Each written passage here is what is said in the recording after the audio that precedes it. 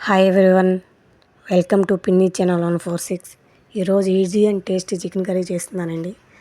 దానికి అరకేజీ చికెన్ తీసుకున్నాను, ఓ చిన్న సైజు కొత్తిమీర కట్ట తీసుకున్నాను, 4 ఉల్లిపాయలు కోసెట్టి పెట్టుకున్నాను, ఓ 2 పచ్చిమిరపకాయలు, అల్లం వెల్లుల్లి పేస్ట్ ఓ స్పూను, గసగసాలు, జీడిపప్పు, ఎండు కొబ్బరి ఉంచి ఓ 4-5 ఏమో జీడిపప్పు, గసగసాలు 1 స్పూన్ తీసుకున్నాను. అవి మిక్సీ వేసుకోవాలి.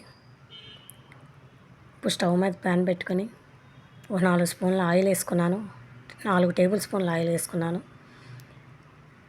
మసాలా దినుసులు వేసుకున్నానండి. చెక్క, ఒక చెక్క, 2 లవంగాలు, 1 యాలక్కాయ, 1 నల్ల పువ్వు వేసుకున్నాను. అది వేగిన తర్వాత ఉల్లిపాయ వేసుకోవాలండి. ఉల్లిపాయ పచ్చిమిరపకాయ వేసుకోవాలి. ఈ లోపల ఉల్లిపాయ వేగే లోపల మనం మిక్సీ వేసుకుందాము.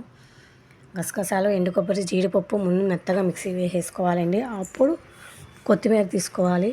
ఒక గుప్పెడు కొత్తిమీర తీసుకున్నాను నేను. కొత్తిమీర కొంచెం నీళ్ళు పోసుకుని మిక్సీ వేసుకుని పక్కన పెట్టుకోవాలండి.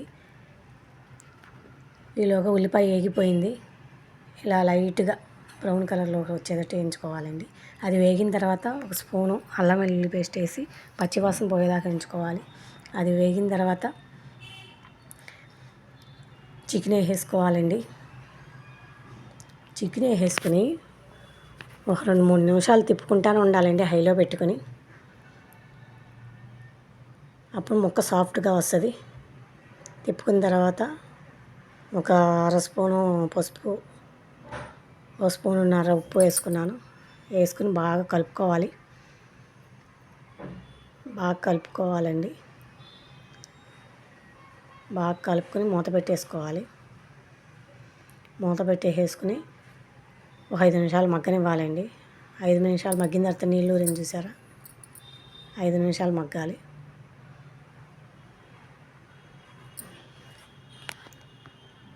మధ్య మధ్యలో తిప్పుకుంటూ ఉండాలండి. మూత పెట్టేసి మధ్య మధ్యలో తిప్పుకుంటూ ఉండాలి. తర్వాత మళ్ళీ మూత తీసి ఒక 2 స్పూన్లు కారం వేసుకున్నానండి నేను. మీకు కారానికి సరిపడా వేసుకోండి. నేను 2 స్పూన్లు కారం వేసుకున్నాను. అది వేసుకుని బాగా కలుపుకున్న తర్వాత మిక్సీ పట్టుకున్నాం కదండి, కొత్తిమీర, గసగసాలు, ఎండు కొబ్బరి, కొంచెం జీడిపప్పు, ఆ పేస్ట్ వేసుకుని బాగా ముక్కలు పట్టేటట్టు ఒక 2-3 నిమిషాలు కలుపుకోవాలండి.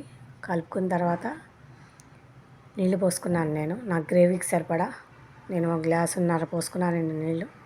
ఉడకాలి కదా మరి ముక్క, గ్లాసున్నర పోసుకున్నాను. మధ్య మధ్యలో తిప్పుకుంటూ ఉండాలండి, అడుగంటకుండా ఉంటుంది. ముక్క ఉడికిందో లేదో చూసుకోవాలి. నాకు ఇంకా ఉడకలేదు, అందుకే ఇంకొంతసేపు ఉడకనిచ్చుకుంటున్నాను. తర్వాత ముక్క ఉడికిందో లేదో చూసుకుని అప్పుడు గరం మసాలా వేసుకోవాలండి. సాల్ట్ కూడా చూసేసుకుని వేసుకోండి సరిపోయిందో లేదో. ఒక 2 స్పూన్లు గరం మసాలా వేసుకున్నాను.